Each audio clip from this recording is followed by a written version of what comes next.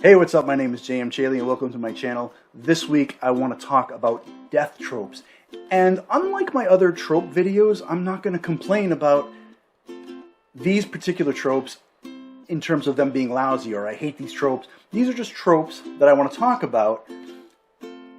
For the most part, I think they're overused, but I mostly want to talk about how to subvert them because they are, these five at least, I think, are overused. They've gotten a little cliche over the years, but they're not bad tropes in my opinion. They've been executed well in the past, and they still could be executed well in the future, but I think it would be a lot of fun to subvert some of these tropes and play around with it and really throw your readers, or if it's a movie, your audience, for a loop. So without further ado, let's get into the tropes. Number one is the last minute information or the reveal. You're on your deathbed and you reveal this crucial piece of information to the hero, and suddenly it's like, oh my god. A great example of this was in Return of the Jedi when Yoda passed away and he said to Luke, there is another Skywalker. But a great subversion of this would be the character in question is trying to get this information out on their deathbed and dies before they can get it out. They get part of it out. They tease it.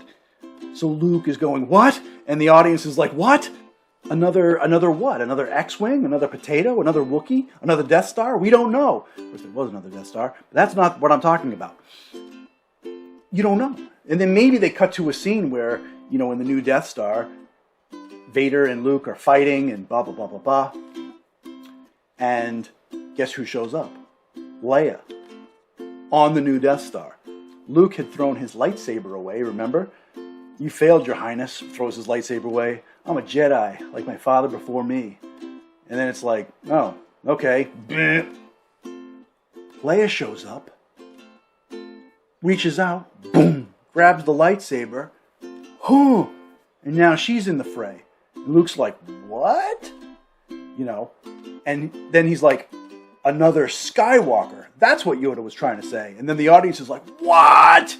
Because that's the reveal. Holy shit. And then you could still have the Darth Vader redemption arc because maybe the Emperor is overpowering Leia and he sees both of his children and Vader's like, yeah, nope.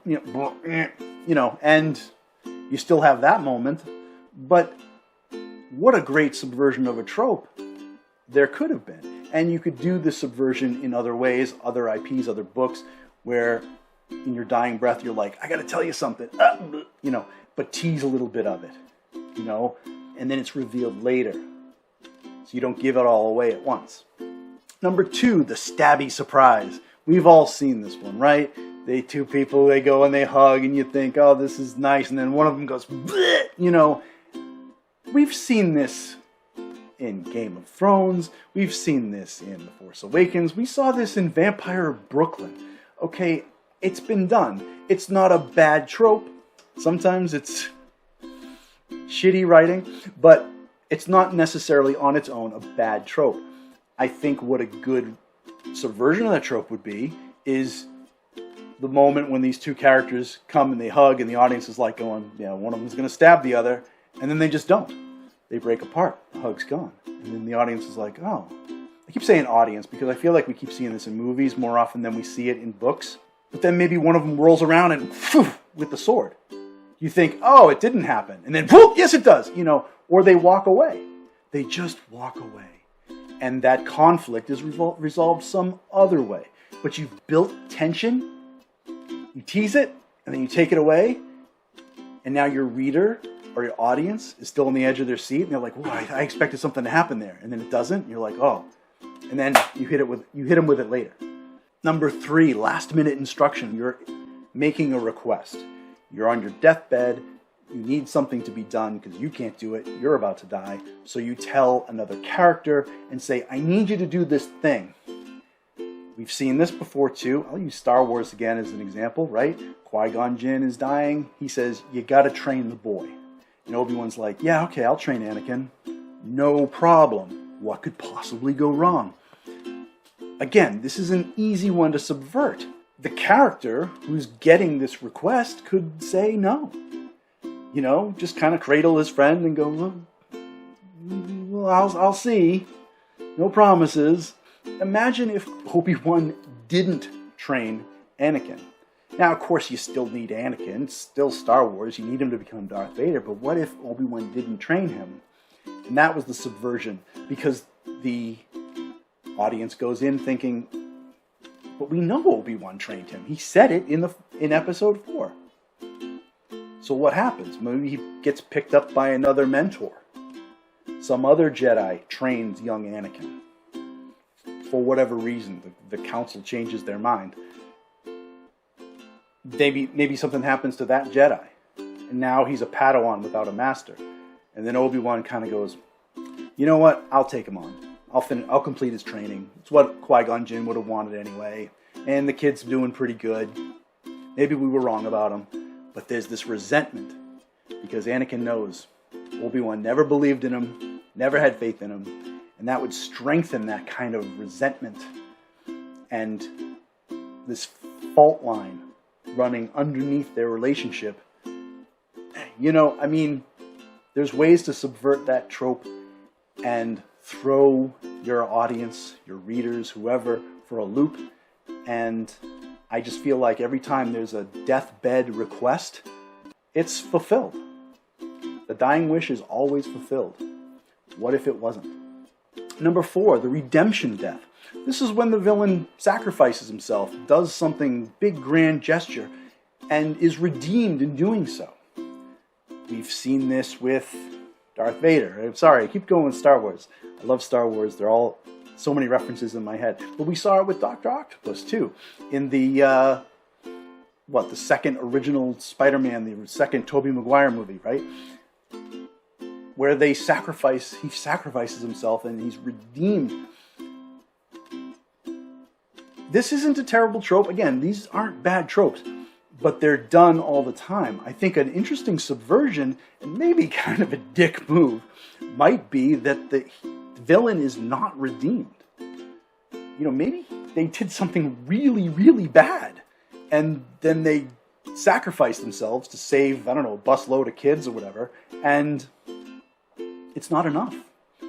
You know, the surviving characters or the main characters, like, no, he's gonna, fuck that guy. Like, that's not enough. He's still a piece of shit. You know, that's great that he had a change of heart at the end, but he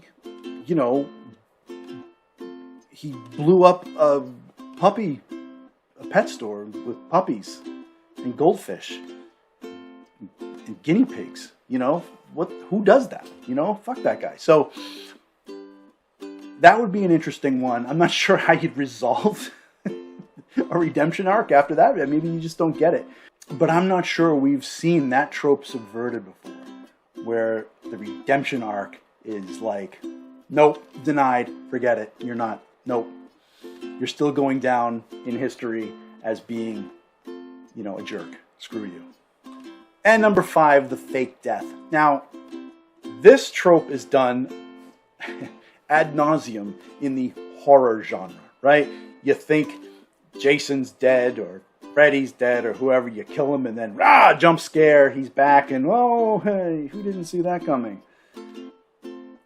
I'm not weighing in the horror genre because I think that's a staple of jump scares and things that need to happen. The only way you'd really subvert that trope is that you leave Jason dead and he doesn't come back. And that's just not going to happen. So let's talk about other genres when a character dies. Not necessarily a villain that's going to pop back up and surprise you, but I'm talking about something like, you see this a lot in Disney too. You know, someone falls and you're like, oh no, and then suddenly it's like, oh no, I'm all right. That's a good trope because you're pulling on the heartstrings of the reader, and they think, oh my God, so and so's dead, and then it's like, oh, surprise, they're fine, and you're like, oh, thank God. The obvious subversion of this trope is, sorry, they stay dead. You get that visceral moment of, oh God, they're not coming back. You know, the reader's going back thinking, they're fine. Let me just get to that page where they come back. They're fine. And you're reading, and they're not coming back. And you're like, oh, fuck. I actually, inadvertently, I actually subverted this trope because I killed a character off in my book. And some of my beta readers were like, okay, yeah, I'm waiting for so-and-so to come back.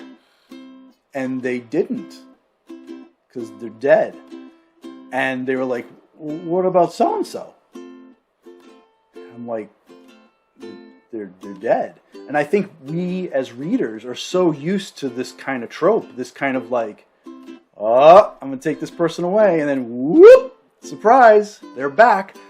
And that we're almost trained for it, or we expect it. And I wasn't even meaning to like tease the idea of, oh, they'll be back, don't you worry about that. And then, surprise, they're not. No, I just killed off a character.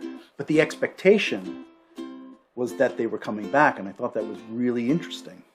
It wound up being kind of a bonus reaction to a death scene, because you want the death scene to be visceral and pull at your heartstrings. This particular death stuck with some of my readers for a few different chapters, and I'd get reader feedback saying, oh, I think so-and-so is coming back. And when they didn't, they'd be like, you know, I think so-and-so might be dead. And it keeps hitting them over and over again every chapter when they don't come back. And that was like just the gift that keeps on giving. So that about wraps it up. 5 death tropes. They're not bad tropes. They're overused, I think. Maybe sometimes cliched. But they're very rarely subverted. Very rarely subverted. I think it would be very interesting to see these tropes subverted. What kind of tropes would you like to see subverted? They don't have to be death tropes. Let me know in the comments. What kind of things would you like to see turned on its head? Expectations denied. I'd love to hear from you. If you like this video, please give it a like. And as always, please subscribe. I post every Thursday. And you can follow me on social media. I'm on Facebook, Twitter, and Instagram. And you could read the first chapter of my book, A Flower in Hell. It's on my webpage at jmchaley.com. Check it out, sign up for my newsletter, send me a message. Let's keep in touch. As always, thank you for watching, and I'll see you next time.